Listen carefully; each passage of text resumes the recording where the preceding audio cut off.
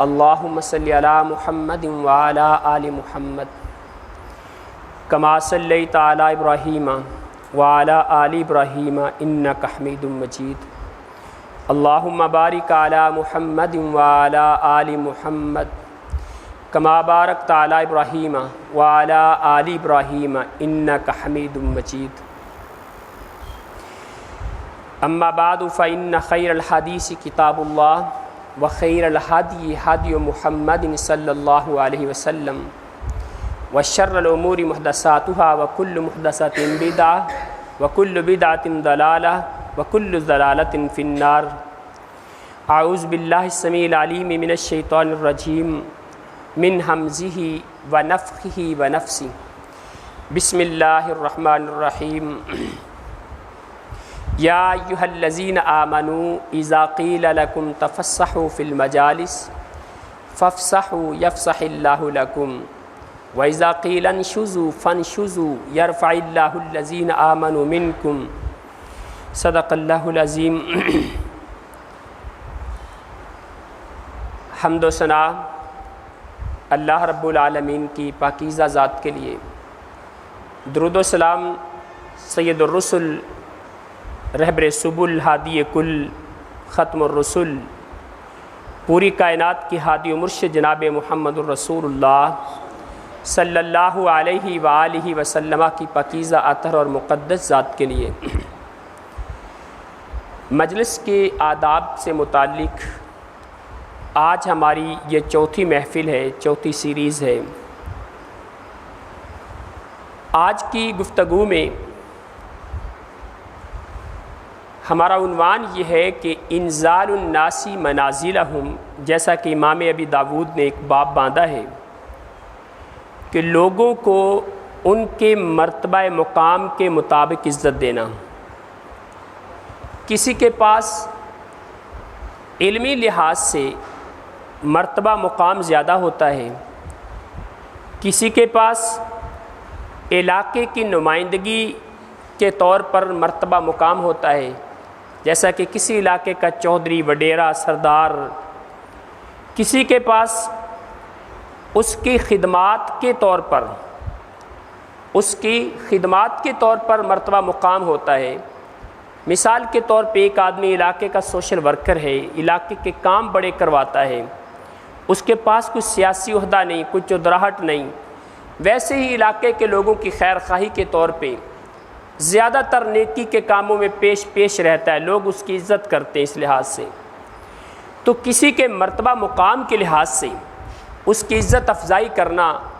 یہ رسول اللہ صلی اللہ علیہ وسلم کی سنت سے، آپ کے صحابہ کے طریقے سے اور پیغمبر کائنات کے فرامین سے ثابت ہے۔ اللہ کے پیغمبر صلی اللہ علیہ وسلم نے فرمایا انزل الناس منازلہم، لوگوں کو ان کے مرتبہ مقام کے مطابق رکھو، جتنا ان کا مرتبہ ہے، مقام ہے، جس لحاظ سے، جس فیلڈ کے لوگ ہیں، اسی انداز سے ان کو پروٹوکول دیا کرو۔ میمون بن ابی شبیب یہ بیان کرتے ہیں رحمۃ اللہ علیہ کہ سیدہ عائشہ صدیقہ رضی اللہ تعالی عنہ کے پاس میں بیٹھا ہوا تھا، یہ تابعی ہے اور سنن ابی داود کی روایت ہے۔ کہتے ہیں کہ سیدہ کے پاس ایک آدمی آیا، ایک سائل آیا، اس نے آ کے سوال کیا، سیدہ عائشہ صدیقہ رضی اللہ تعالی عنہ نے انہیں روٹی کا ایک ٹکڑا دے دیا اور لے کے وہ چلا گیا۔ تھوڑی دیر کے بعد ایک اور سائل آ گیا، اس سائل میں وعلیہ ثیاب وحیۃ، اس سائل کے کپڑے بھی اچھے ہیں، اس کی ظاہری پوزیشن بھی اچھی ہے۔ یہ سیدہ عائشہ کے پاس آیا اور آ کے سوال کیا، تو سیدہ نے اس کو بٹھا کے کھانا کھلایا، پھر اس کو روانہ کیا۔ کہتے ہیں ہم نے سوال کر لیا کہ ماں جی تم نے ایسا کیوں کیا؟ ایک سائل پہلے آیا تھا، اس کو تو روٹی کا ایک ٹکڑا دے کے روانہ کر دیا، اور دوسرا سائل آیا، اس کو بٹھایا، عزت افزائی کی، اس کو کھانا کھلایا، پھر اس کو روانہ کیا۔ تو سیدہ عائشہ صدیقہ رضی اللہ تعالی عنہ بیان کرتی ہیں اس لیے میں نے ایسا کیا کہ فقال النبی صلی اللہ علیہ وسلم انزل الناس منازلہم، اللہ کے پیغمبر صلی اللہ علیہ وسلم کا یہ فرمان ہے کہ لوگوں کو ان کے مرتبہ مقام کے مطابق عزت دو۔ اور اگرچہ اس حدیث پہ علماء نے کلام کیا ہے کہ میمون بن ابی شبیب کی سیدہ عائشہ صدیقہ سے ملاقات میں انقطاع اس حدیث کے اندر ہے، لیکن ثابت یہ ہو رہا ہے کہ اللہ کے پیغمبر صلی اللہ علیہ وسلم کے فرمان کے مطابق لوگوں کو ان کے مرتبہ مقام کے مطابق عزت دینی چاہیے۔ اسی طرح نبی رحمت علیہ الصلوۃ والسلام کا یہ فرمان ہے، سنن ابی داود کی روایت ہے، ان من اجلال اللہ اکرام ذی الشیبۃ المسلم، اللہ تعالیٰ کے اجلال میں سے، اللہ تعالیٰ کو عزت دینے میں سے، رب کا احترام کرنے میں یہ چیز بھی شامل ہے کہ ایک سفید داڑھی والے مسلمان کو عزت دینا، وحامل القرآن غیر الغالی فیہ والجافی عنہ، اور فرمایا، توجہ میری طرف رکھیں، یہ فرمایا کہ قرآن مقدس کے حامل کو عزت دینا، جو قرآن مقدس کا پڑھا لکھا ہے، قرآن مقدس کو جانتا ہے، جس نے کتاب مقدس کو حفظ کیا ہوا ہے، اپنے سینے میں بٹھایا ہے، اس کے معانی کو، اس کے مفاہیم کو، اس کے ترجمے کو، اس کی تشریح کو جاننے والا ہے، حامل القرآن ہے، غیر الغالی فیہ ہے، قرآن مقدس کے مسائل میں غلو نہیں کرتا، مبالغہ آمیزی سے کام نہیں لیتا، وہ باتیں جو قرآن مقدس میں موجود نہیں ہیں کہہ دیتا ہے کہ یہ اللہ کا فرمان ہے، یہ قرآن کی آیت ہے، یا اس میں سے اپنی طرف سے مسائل گھڑ گھڑ کے بیان کرتا ہے، یہ بھی قرآن کا مسئلہ ہے، یہ بھی قرآن کا مسئلہ ہے، غیر الغالی فیہ، ایسا کام کرنے والا بھی نہیں ہے، والجافی عنہ، اور قرآن مقدس سے دور رہنے والا بھی نہیں، قرآن مقدس کا مطالعہ کرتا ہے، قرآن مقدس کو اپنی دلیل کے طور پہ لیتا ہے، قرآن مقدس کا حافظ ہے، عالم ہے، لیکن دو باتوں سے پاک ہے، دو باتوں سے مبرہ ہے، قرآن کے بارے میں غلو بھی نہیں کرتا، قرآن مقدس سے روگردانی بھی نہیں کرتا، اس کی عزت کرنا یہ بھی اللہ تعالیٰ کی اجلال میں سے ہے۔ اور تیسری چیز، وَإِكْرَامِ ذِي السُّلْطَانِ الْمُقْسِطِ، انصاف کرنے والے قاضی، انصاف کرنے والے جج، انصاف کرنے والے حکمران کی عزت کرنا یہ بھی اللہ کے اجلال میں سے ہے۔ لہٰذا اللہ کے پیغمبر صلی اللہ علیہ وسلم کے فرمان کے مطابق جس کا جو مرتبہ مقام ہے اس کے لحاظ سے اس کی عزت افزائی کرنا یہ پیغمبر کائنات کا فرمان ہے اور اللہ کے اجلال میں سے ہے۔ اسی طرح نبی رحمت علیہ الصلوۃ والسلام جب بنو قریظہ یہودیوں کو، بن نذیر یہودیوں کو مدینہ سے جلا وطن کرنے لگے، ان کا فیصلہ کرنا تھا، تو سعد بن معاذ رضی اللہ تعالیٰ عنہ ان کو بلایا گیا۔ سعد بن معاذ رضی اللہ تعالیٰ عنہ، چونکہ یہودیوں نے خود مطالبہ کیا تھا کہ ہمارا فیصلہ ہمارے بارے میں سعد بن معاذ کریں رضی اللہ تعالیٰ عنہ، ان کے ساتھ پہلے اسلام سے پہلے دوستی تھی، ان سے تعلق تھا، اسی لیے انہوں نے یہ مطالبہ کر دیا۔ جناب سعد بن معاذ غزوہ احزاب میں زخمی ہو چکے تھے، ان کو گدھے پر سوار کر کے لایا گیا۔ اللہ کے رسول صلی اللہ علیہ وسلم اپنے صحابہ سے فرمانے لگے، قوموا لسیدکم، میرے صحابہ تمہارا سردار رہا ہے، تمہارا سردار آ رہا ہے، اس کا استقبال کھڑے ہو کے کرو، قوموا لسیدکم، کھڑے ہو جاؤ اپنے سردار کے لیے۔ لہٰذا مرتبے کے لحاظ سے، مقام کے لحاظ سے کسی کی کو عزت دینا اس میں کوئی حرج کی بات نہیں۔ آپ کی محفل ہے، آپ مجلس لگا کے بیٹھے ہیں، ایک علمی شخصیت آ جاتی ہے، کوئی عالم دین آ جاتے ہیں، مسجد کے امام صاحب آتے ہیں، مسجد کے خطیب صاحب آ جاتے ہیں، آپ کے سکول کے استاد آ جاتے ہیں، یا اسی طرح علاقے کا کوئی سمجھدار پڑھا لکھا انسان، عزت والا انسان آ جاتا ہے، اس کو اس کے مطابق عزت افزائی دینا یہ اس مجلس والوں کا فرض ہے اور آنے والے کا حق ہے۔ اللہ تعالی ہمیں بھی اس کی توفیق عطا فرما دے۔ پھر اس کے بعد اسی طرح رسول اللہ صلی اللہ علیہ وسلم کا یہ فرمان ہے کہ مجلس کے اندر جب بیٹھے ہوئے ہیں تو مجلس کے اندر بیٹھے ہوئے بھی بڑوں کا خیال کرنا چاہیے، سفید داڑھی والوں کا خیال کرنا چاہیے، عمر کے لحاظ سے جو بڑے ہیں ان کا بھی خیال کرنا چاہیے، علم کے لحاظ سے جو بڑے ہیں ان کو بھی مرتبہ مقام ملنا چاہیے۔ میں اس کی دو مثالیں تمہارے سامنے رکھتا ہوں۔ علم کے لحاظ سے مرتبہ مقام ملنا، جناب عمر ابن خطاب رضی اللہ تعالیٰ عنہ جب صحابہ کرام کی مجلس شورا بلاتے ہیں تو اس مجلس شورا کے اندر 16 سالہ ایک بچے کو بھی بلا لیتے جس کا نام تھا عبداللہ ابن عباس رضی اللہ تعالیٰ عنہ۔ یہ ابن عباس رضی اللہ تعالیٰ عنہما کو بھی بلایا کرتے تھے، یہ بھی صحابہ اکرام کی مجلس شورا میں بیٹھا کرتے تھے۔ صحابہ اکرام میں سے کسی نے اعتراض کر دیا کہ یہاں پہ سارے بزرگ صحابہ اکرام بیٹھتے ہیں، بڑے بڑے جلیل القدر صحابہ اکرام بیٹھتے ہیں، یہ ایک بچے کو آپ کیوں بٹھاتے ہیں؟ جناب عمر ابن خطاب رضی اللہ تعالیٰ عنہ انہوں نے نبی رحمت علیہ الصلوۃ والسلام پہ نازل ہونے والی ایک سورت صحابہ اکرام کے سامنے رکھی، اذا جاء نصر اللہ والفتح ورأیت الناس یدخلون فی دین اللہ افواجا فسبح بحمد ربک واستغفرہ انہ کان توابا۔ یہ سورت صحابہ اکرام کے سامنے رکھی، کہا میرے صحابہ اس سورت کا مفہوم بیان کر دو، اس کی تفسیر بیان کرو۔ کسی نے کوئی تفسیر بیان کی، کسی نے کوئی تفسیر بیان کی۔ عبداللہ ابن عباس رضی اللہ تعالیٰ عنہما ان سے پوچھا کہ تم اس کی تفسیر کیا بیان کرتے ہو؟ جناب عبداللہ ابن عباس رضی اللہ تعالیٰ عنہما نے وہ تفسیر بیان کی جو بہتر تھی، جو احسن تھی، جو زیادہ ٹھیک تھی، وہ تفسیر بیان کی۔ تو جناب عمر ابن خطاب رضی اللہ تعالیٰ عنہ آپ فرمانے لگے کہ دیکھو اس کے پاس علم موجود ہے، اللہ کے قرآن کا فہم موجود ہے، تفسیر کا علم اس کے پاس موجود ہے، اسی لیے میں اس کو تمہاری محفل میں بٹھاتا ہوں۔ یہ علمی مقام و مرتبہ ہے، علمی لحاظ سے شان اور عزت افزائی ہے۔ اسی طرح جناب رفیع بن مہران ابو العالیہ یہ ایران کے علاقے کے رہنے والے تھے، فارسی نسل تھے۔ جب ایران فتح ہوا یہ ابو العالیہ رفیع بن مہران مسلمان ہو گئے، مدینہ منورہ میں آ گئے، صحابہ کے پاس آئے، قرآن مقدس کو سیکھا، قرآن کے علم کو حاصل کیا، اور اتنا قرآن سے لگاؤ، قرآن سے اتنی محبت ہے، اتنا پیار ہے قرآن مقدس سے، حتیٰ کہ ایک دفعہ ایسا آیا کہ ان کی ٹانگ کا آپریشن تھا، ٹانگ کو کاٹنا تھا، تو کہنے لگے کہ میرے پاس قرآن کی تلاوت کرو۔ حکیم نے کہا، طبیب نے کہا تمہاری ٹانگ کاٹنی ہے، تمہیں نشہ آور چیز دینی پڑے گی۔ کہنے لگا میں نشے والی چیز نہیں لوں گا۔ کہا کہ پھر ٹانگ کیسے کٹے گی؟ تکلیف بہت زیادہ ہوگی، برداشت نہیں کر سکو گے۔ تو کہنے لگے اچھے سے قاری صاحب کو بلاؤ، میرے پاس قرآن کی تلاوت کرے۔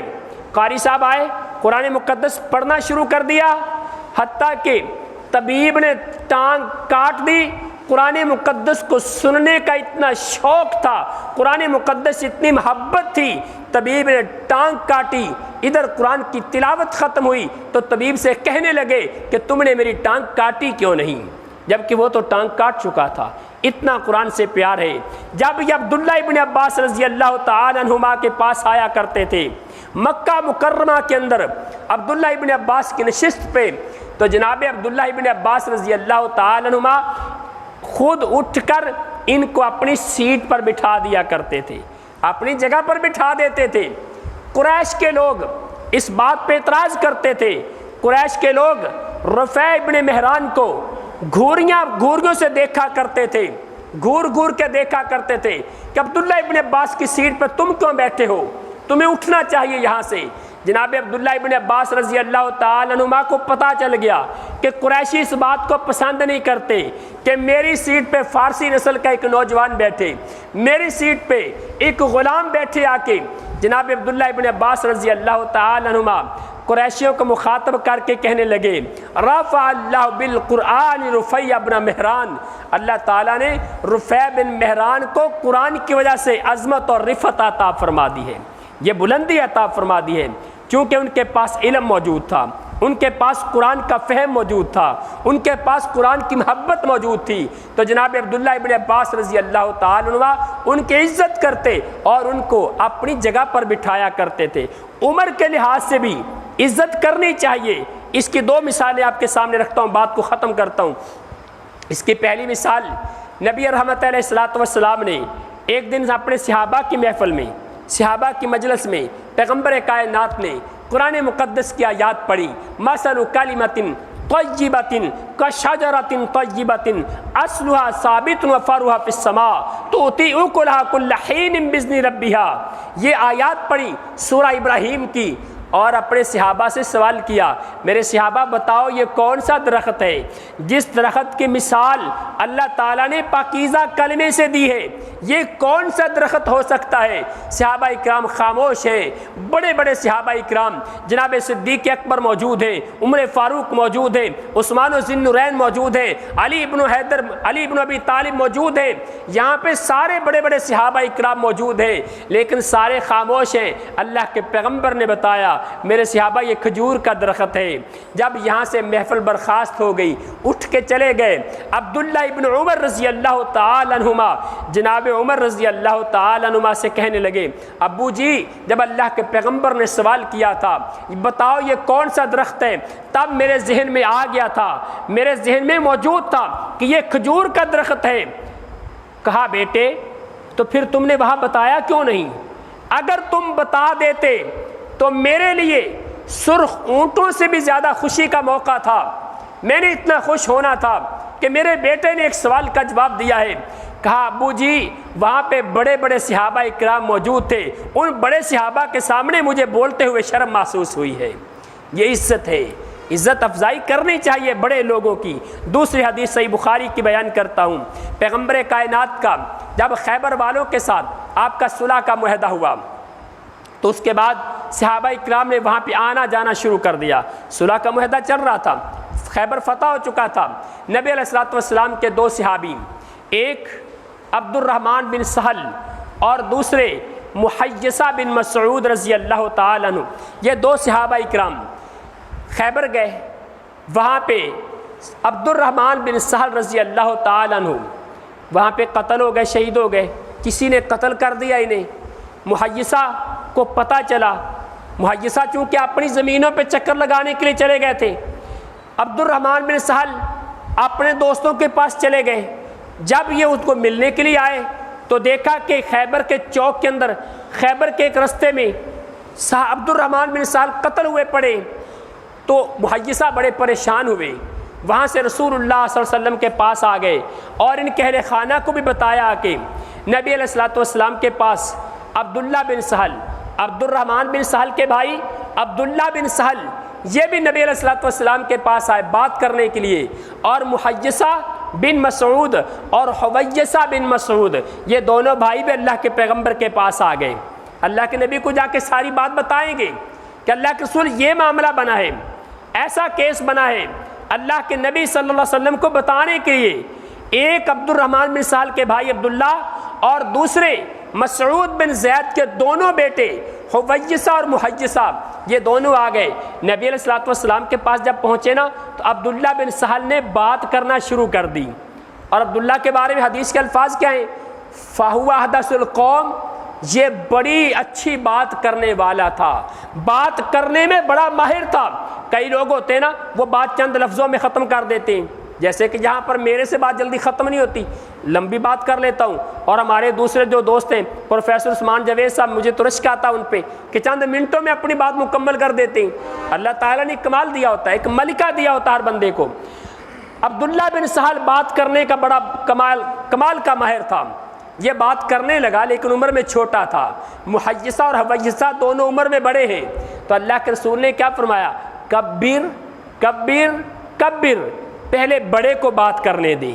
پہلے بڑے کو موقع دے کہ وہ بات کرے۔ لہٰذا محفل کے اندر، مجلس کے اندر ہر بندے کے مرتبہ مقام کا خیال کرنا چاہیے، اور مجلس کے اندر پہلے بڑے کو بات کرنے کا موقع دینا چاہیے، عالم دین کو بات کرنے کا موقع دینا چاہیے، علاقے کے بہترین نمائندے کو بات کرنے کا موقع دینا چاہیے۔ اللہ تعالیٰ سے دعا ہے اللہ تعالیٰ ہمیں عمل کی توفیق عطا فرمائے، اور اللہ تعالیٰ ہمارے گناہوں کو معاف فرمائے، ہماری غلطیوں سے درگزر فرمائے، ہمارے ملک کے حالات پہ رحم فرمائے، اور پوری امت مسلمہ کے حالات پہ اللہ رحم فرمائے، خصوصاً کشمیر کے مسلمان، فلسطین کے مسلمان، اللہ تعالیٰ ان کی مدد فرمائے، اور تمام مسلمانوں کو بہترین قائد نصیب فرمائے۔ اقول قولی ھذا واستغفر اللہ لی ولکم ولسائر المسلمین۔